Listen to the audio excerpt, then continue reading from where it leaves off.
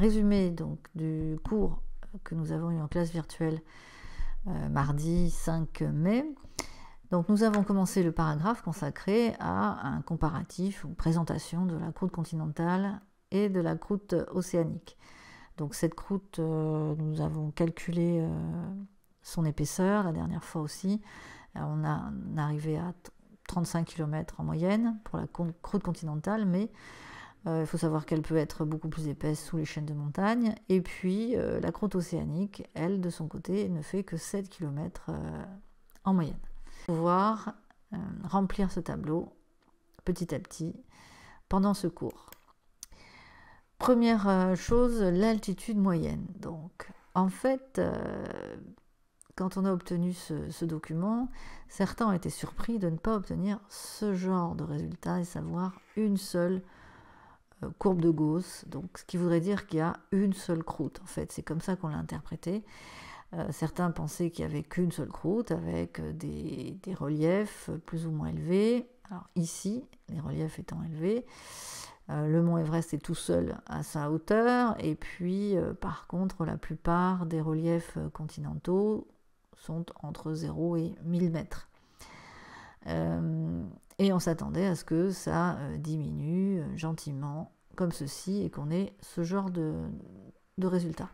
Or, on a deux groupes définis ici, deux groupes bien identifiables, et ça a été interprété comme la présence de deux croûtes différentes. Une croûte qu'on a appelée continentale parce que l'essentiel, la majorité est émergée, mais pas tout. Regardez, là ici, il y a des parties de la croûte continentale qui va être immergée, et la croûte océanique, où l'essentiel, évidemment, enfin l'essentiel, toute cette croûte est immergée. Comment est-ce qu'on a confirmé l'existence de ces deux croûtes? Eh bien, on a utilisé quelque chose que vous connaissez, c'est-à-dire la sismique. Mais là, on a provoqué les vibrations sismiques, soit avec donc des vibreurs ici, soit avec des explosifs qu'on traînait d'un bateau. Mais le principe est le même.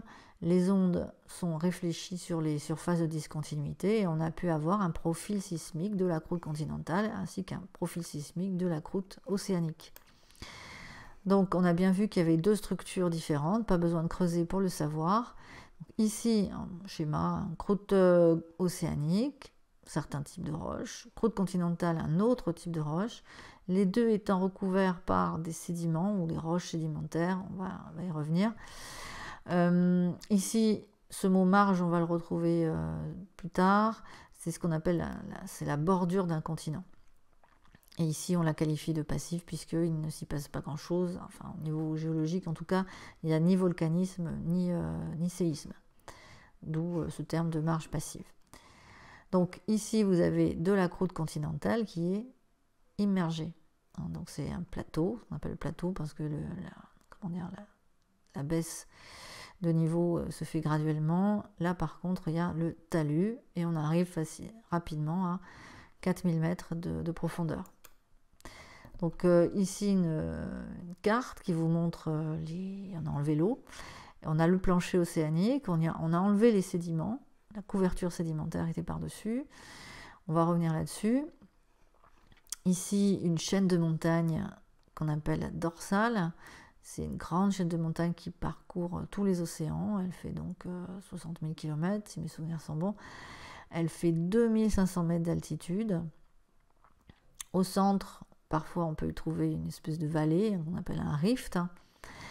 Et donc là, ici par exemple, on est sur ce qu'on appelle une plaine abyssale, on est à moins 5000 mètres sous l'eau, moins 5 km sous l'eau. Les parties oranges, c'est ça que je voulais vous montrer surtout, parties oranges, ce sont des zones qui sont immergées, qui sont sous l'eau, et pourtant qui sont constituées de croûte continentale comme ces parties ici. Donc bien différencié, croûte continentale de terre immergée. Première chose qu'on va voir, donc, c'est les roches de la croûte océanique. Et premier problème, c'est comment y accéder, comment savoir quelles sont ces roches. On a des informations grâce à la sismique réflexion. Donc on a la couverture sédimentaire qui a une signature sismique particulière, et on s'aperçoit qu'il y a deux grands types de roches, deux signatures sismiques dans la croûte océanique. Donc ça va être relativement simple. En plus des sédiments, on aura deux types de roches.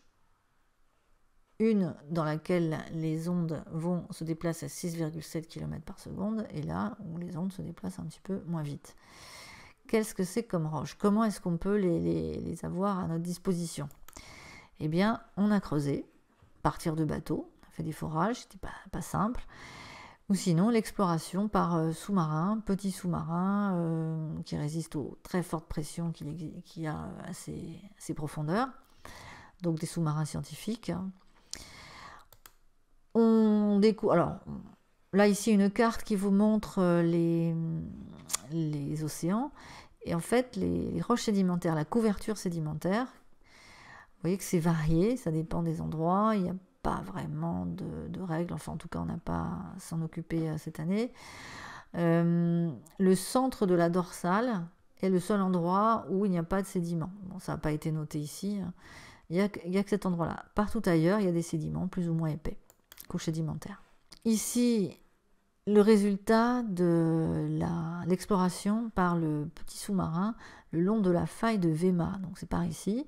Donc cette faille, donc la croûte océanique est fracturée et les deux bords de la faille sont suffisamment éloignés pour que le sous-marin puisse passer. Il va regarder l'un des bords de la faille comme on peut regarder une falaise. Alors c'est une falaise qui fait 5 km, enfin pas 5 km, mais qui va de moins 2000 mètres à moins 5000 mètres, donc qui fait 3000 mètres donc de hauteur. Ici, qu'est-ce qu'il voit? Eh bien, le bas de la falaise, c'est du gabbro, une roche dont on va parler plus tard, et au-dessus, on a du basalte. Ce basalte, il en existe de deux types. Un que l'on va voir ici qui est noté complexe filonien, donc c'est des filons de basalte, des tubes dans lesquels on trouve du basalte. Vous voyez qu'entre ces tubes on peut trouver il y a du gabbro, enfin bon, l'essentiel c'est du basalte. Et puis au-dessus du basalte en coussin. Basalte en coussin, alors voilà à quoi ça ressemble. C'est une photo qui a été prise tout au fond de l'eau, au niveau donc de cette dorsale. Et vous voyez qu'il n'y a pas beaucoup de sédiments là-dessus, un petit peu, une petite couche blanche, mais voilà, le centre de la dorsale, il y a des basaltes en coussin et peu de sédiments. Le terme anglais, c'est pilolava. Alors, bilan, c'est simple.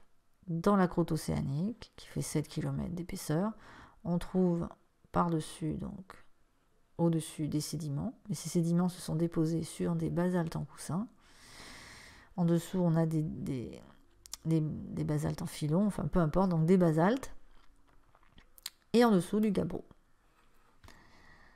À quoi ressemblent ces roches? Le basalte, c'est une roche noire dans laquelle on ne distingue quasiment aucun cristaux. Par quelques-uns, parfois verts. On dit que sa texture est microlytique parce que la plupart des cristaux sont invisibles à l'œil nu. Il manque un S. Voilà donc ces cristaux au microscope électronique. Vous voyez que les petites baguettes ici, elles ne sont pas visibles à l'œil nu. Là, il y en a encore des plus petits, ou alors c'est carrément une zone amorphe, c'est-à-dire où il n'y a pas de cristaux, c'est du verre. Le magma, puisque c'est une roche magmatique, n'a pas eu le temps de cristalliser, ou alors les cristaux n'ont pas eu le temps de grossir. Gabbro, le gabbro, la roche est de texture grenue, c'est-à-dire c'est une roche cohérente, il n'y a pas d'endroit où il n'y a pas de cristaux. Les cristaux sont bien collés les uns aux autres, et il y en a en fait deux types. On verra, donc pyroxène et plagioclase. Ils sont assez gros, visibles à l'œil nu, c'est confirmé au microscope, on voit bien qu'il y a une différence très nette de texture. Ici, c'est plus joli que sur le document de votre livre, c'est pour ça que je l'ai mis. Ne retenez pas le nom des cristaux. Donc, il y en a des gros. Voilà, ici, mais il y en a surtout plein de petits, et les petits, c'est les mêmes que les gros en fait. On voit bien les petites baguettes ici, de plagioclase, ici les petits pyroxènes, voilà.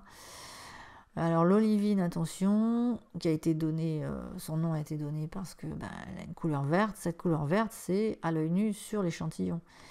Parfois, on a des gros cristaux d'olivine dans un basalte, mais vous voyez qu'au microscope, polarisant, le microscope du géologue, eh bien la couleur n'est pas du tout verte. Ici, le gabbro, à l'œil nu, on voit bien la texture crenue, puisqu'on a des cristaux visibles à l'œil nu, bien identifiables. Vous en avez des noirs, en fait ce sont les pyroxènes, et les plagioclases et feldspathes plagioclases qui sont blancs. Au microscope, ça n'a rien à voir, microscope polarisant.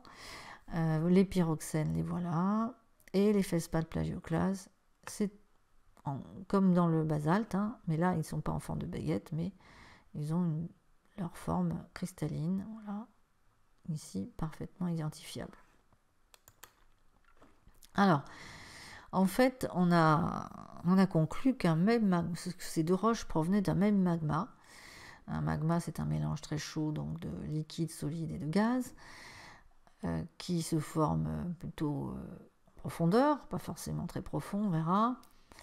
Dans un cas, il refroidit rapidement, du coup les cristaux n'ont pas le temps de grossir et on a une roche qu'on va appeler un basalte, avec sa texture microlithique.